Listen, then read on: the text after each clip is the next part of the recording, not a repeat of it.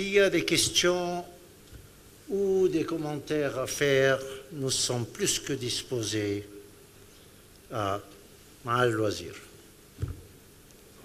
Sans micro.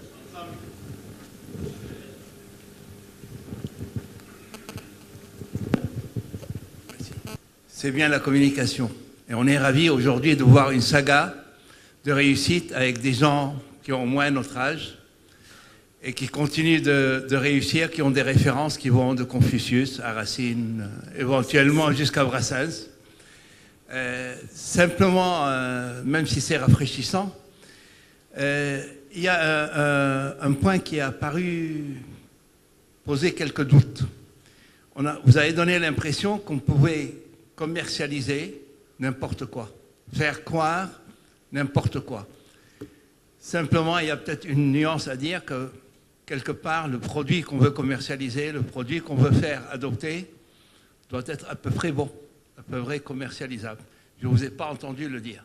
Ceci étant, je ne doute pas de vos talents à faire passer tout ce que vous voulez, mais je crois qu'il y a quand même une partie produit, valeur du produit, adéquation de ce produit-là, que vous n'avez pas suffisamment développé. Merci. Je peux répondre?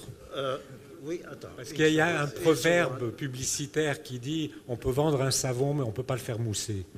Donc si le produit n'est pas bon, il ne va pas, c'est-à-dire quelle que soit l'idée extraordinaire, quel que soit l'effort apporté, il aura sa vie, c'est-à-dire très courte. Donc je vends le savon, mais je ne peux pas le faire mousser. Faire acheter le produit, la satisfaction, ce n'est plus notre problème. Vous voyez? Exactement. Non, parce que la publicité est à la communication, ce que l'érotisme est à l'amour. Le plaisir ne vient pas toujours, ne suit pas toujours. C'est à vous.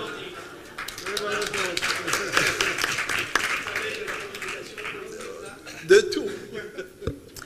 Et moi, je voudrais dire que, dans le mot que j'ai présenté, j'ai dit que la communication est une arme, est une force, mais qu'il faut savoir l'utiliser à bon escient. Ok? Quand on dit l'utiliser à bon escient, quelle que soit l'information, le message, la publicité qu'on fait, il faut d'abord qu'elle réponde à un message honnête, vrai et juste. Et ça, c'est l'éthique de base du monde de la publicité. L'éthique. C'est tout. Il y a des gens qui ont l'éthique, des gens qui ne l'ont pas. Oui, Fadi.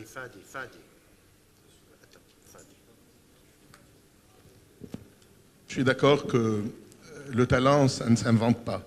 Par contre, je suis un fan d'un professeur de marketing, M. Philippe Gabillet, qui dit que la chance, ça se travaille. Ceux qui ont de la chance, ils l'invitent, et ceux qui ont de la malchance, ils l'invitent. Et c'est une question de networking. La chance n'est pas un hasard. Ça, c'est... Je l'ai apprise de quelqu'un, et j'y crois, en fait. Monsieur Mnassa, vous avez parlé de la nouvelle génération, vous avez parlé des nouvelles technologies et surtout des réseaux sociaux. Par contre, vous n'avez pas abordé ce nouveau style qui, d'après moi, les Libanais ont été les précurseurs, le nouveau style Kardashian, Trump, Erdogan, qui, ici, les Libanais, d'après moi, bien avant Kardashian, le général Aoun ou Ibn Wahab, ont été, bien avant eux, ils ont ouvert cette école, disons, je dis. Aujourd'hui, si je suis politicien et je dois préparer mon discours et je viens chez vous, vous me dites, qu'est-ce que vous allez me dire? Quel style? Est-ce que la langue de bois? Est-ce que je lis? J'improvise? J'utilise le haut de la ceinture ou le bas de la ceinture? Ça dépendra du public auquel vous vous adressez. Chaque public a un genre de discours à faire écouter.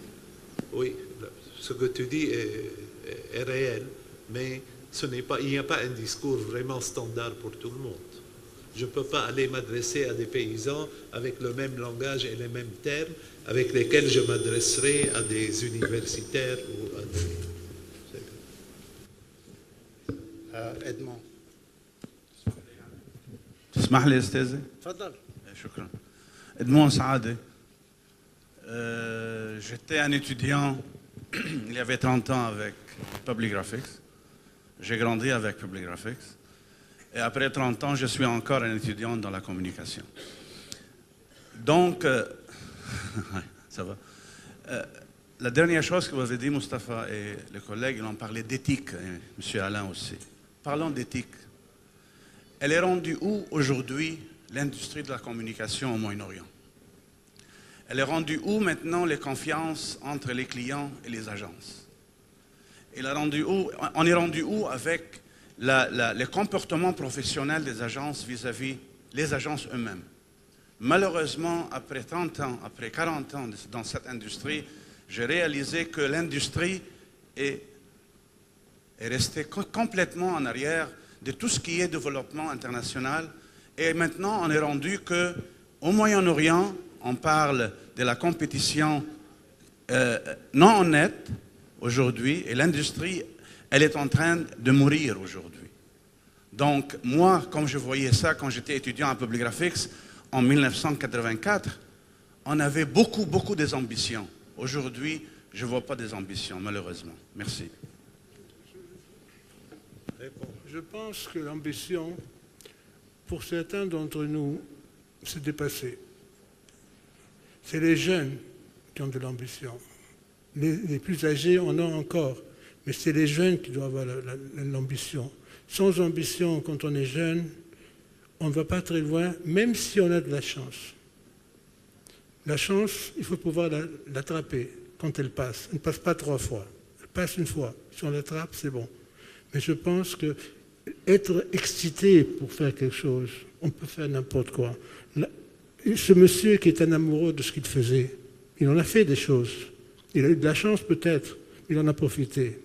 Et il a toujours été correct. On n'a pas besoin d'être incorrect pour réussir dans la vie, à mon sens. Finalement, nous parlons de chance, etc. En fait, la réussite, c'est 1% de chance et 99% de transpiration. Absolument. Il faut travailler. Edmond, moi je voudrais répondre.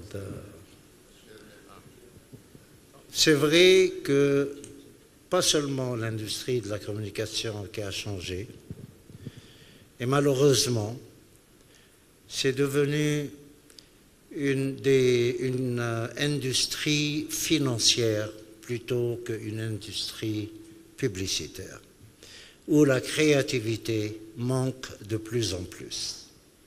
Toutefois, quand on a l'éthique, et comme dit Alain, on est sérieusement amoureux de ce que nous faisons, et on veut vraiment faire passer des messages les plus simples possibles, et plus simple, c'est toujours beaucoup plus difficile, aux consommateurs, l'éthique est toujours là, et la vérité est toujours là, même si on n'obtient pas tout de suite des résultats de nos messages. Il n'y a que la persévérance et la conviction de ce que nous sommes en train de faire pour arriver à nos buts. Donc, aujourd'hui, je regarde les grands groupes, les multinationales de communication dans le monde, et je dirais 60 à 70% de leurs affaires sont financières, et malheureusement, moins que 20 à 30% restent dans le domaine de la vraie créativité. Et chacun de nous a, comme on dit en anglais, a creative animal in his stomach. Donc il faut le faire et l'exploiter, il faut le faire sortir. Une petite question d'actualité. Tout est politique et tout est communication. Aujourd'hui, il y a eu M. Trump qui a été élu président des États-Unis. Détrompez-vous, il pourra vous étonner. Oui, non, on n'y est pas encore. On n'y est pas encore. Je reste dans le sujet. J'applique l'actualité au sujet qui nous réunit. Alain, la communication était tout à fait contre M. Trump. Et pourtant, c'est M. Trump qui est passé. Donc il y a une limite à la communication. Est-ce que je peux avoir votre commentaire? Oui, je peux avoir votre commentaire là-dessus? Absolument. Et ça répond justement à votre interrogation quand vous disiez, parce que finalement, on aurait tendance à penser que le consommateur, auditeur, enfin l'interlocuteur, on peut le manipuler. En fait, on ne le manipule pas autant qu'on le croit. Et finalement, en bout de course, j'ai fait une très belle campagne pour un produit bidon. C'est une campagne bidon. Donc il faut quand même la conjonction et de la qualité du produit. Il y avait aussi, on se disait entre nous professionnellement, une bonne campagne, c'est un bon produit, c'est une bonne création et c'est un bon client. Il faut que la personne accepte de transmettre, mais il faut d'abord que le produit soit bon. Et peut-être M. Trump est un bon produit. La suite nous le dira. Exactement. Maintenant, il a été contre tous les sondages. Bon. Mais je voudrais quand même revenir sur un point, parce qu'on est en train de parler d'un moment morose de la profession, qui est un fait. Je ne veux pas analyser la conjoncture économique, etc.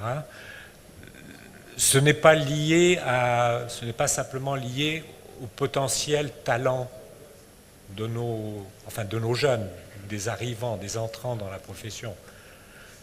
C'est lié, il y a des raisons multiples, économiques, etc. Je vous assure, pour avoir la chance de côtoyer au quotidien des jeunes, il y a du talent qui existe, il y a du vrai talent qui existe, il y a du potentiel.